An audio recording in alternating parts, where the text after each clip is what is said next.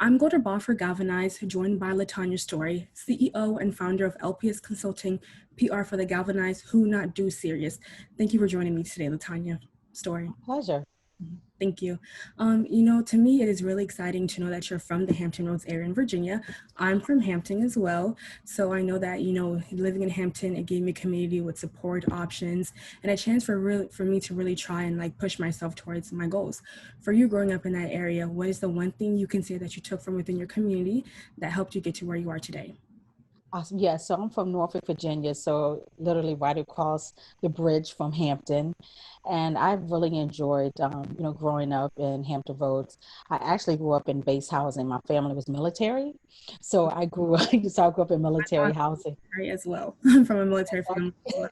Yes, I grew up in military housing. And so we definitely lived in a very isolated, close-knit community because we were on the base.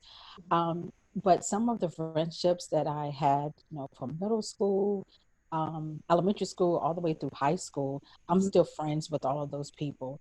And I would say I thoroughly enjoyed high school. I feel like, the best time of my life. And I had some great friendships, continue to have amazing friendships of definitely higher achievers that I was around. And I never grew up in a situation where I did not believe in myself or had people around me who believed in me.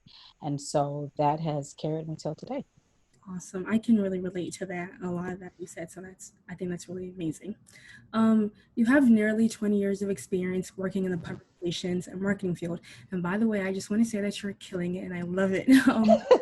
Thank you. I want to one day as well, branch out from what I already know and start my own company that caters towards, people of color being able to tell their stories through, creative videos and photography. And, as a Black woman, and especially working in a male dominated field, what is the one most important attribute you have that has and continues to propel you forward? I say the one thing is always have a good name. Mhm. This industry is small. So just keep in mind that because the community is small, obviously you always need to keep a good name. So everything that you do, it needs to be of excellence, of high moral integrity, and surround yourself with like-minded individuals. And know also, even though you're in a male-dominated industry, does not mean that you can't be fearless. I'm a proponent of a closed mouth doesn't get fed. So, sometimes you have to be assertive, sometimes you have to be aggressive, um, but also know it's a tremendous amount of courage to have belief in self. Mhm. And so when you believe in yourself, other people would then believe in you as well. And I believe that radiates from inside externally. That's really great. So you recently lost your son, Sterling Lester, to malignant lymphoma, a form of cancer that was misdiagnosed. It is a loss that no parent can imagine, yet your pain has become your purpose. How are you using your loss to help others?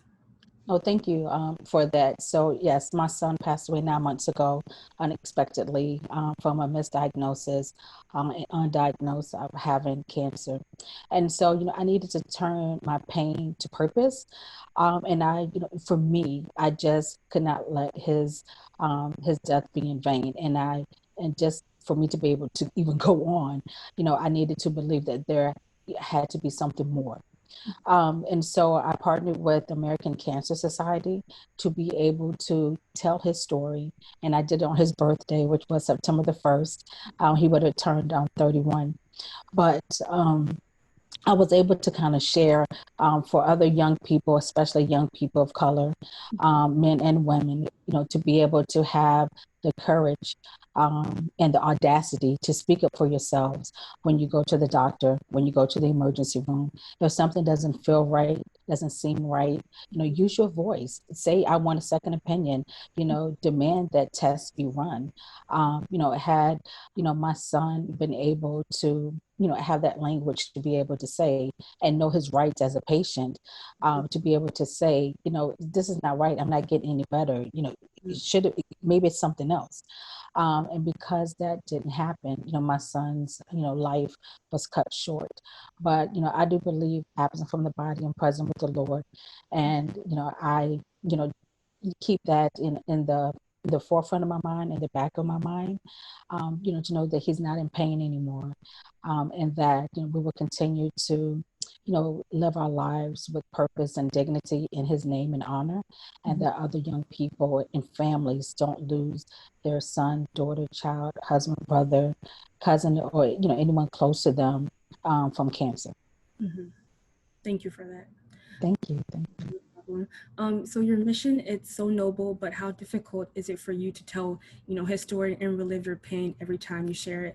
I wanted to ask about that because, this is like, a hard topic and it's very sensitive.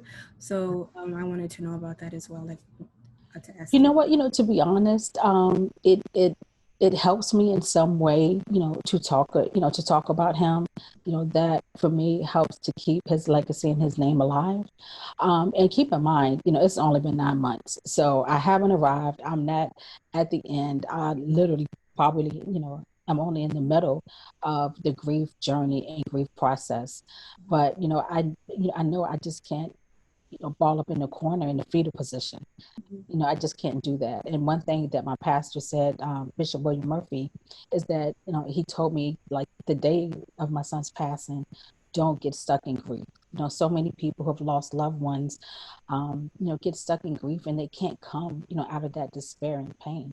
And Mhm. I honestly can, understand why that happens. There are many days that I just want to, hide under the covers, but I have to keep, I have to keep going on in his name, for my, my other children, who are, his surviving brother and sister. um, that, it doesn't hurt me, to talk about it. It, I guess it it's a way to continue to honor him. Mhm. I can, when I heard your son's story and based on what you just said as well, it's really relatable to me because since when I was in middle school, I developed like a sensitivity to hearing and like, I always thought, something is really, really wrong with my, ears and my hearing. So I was in and out of the hospital, just trying to find a doctor who would like actually look at my ears and say, oh, this is the problem. But I wasn't able to find someone like that. And because they would say, nothing's wrong with you. And it wasn't until last year when I entered college that I was able to find a doctor who really wanted to help me because I really went to her and I was crying like, I think something's really, really wrong with my hearing and my ear. And Right. she was able to like really, really listen to me. And that was like, a life-changing moment. I was really, really glad and excited about that. So, what can Mm. you tell me about like the journey about your son's diagnosis and how like, it really impacted and how did it also like, change your views? I know you have a new mission, so I wanted to ask you about that as well. Yeah, and again, I never in a million years thought that this would be a mission that I would have to, take on and, and live through. Because, we all know that death is, going to happen. But, nonetheless, when it happens, it's still jarring to you. Mhm. Um, so every day, I go on and I want to be able to help another family. I just can't stress that enough. It's at this point, when you hear people say, there's a bigger purpose and I'm doing this, to honor someone, I didn't understand that magnitude and what that was, Mhm. until I experienced it myself. And so it's not cliche.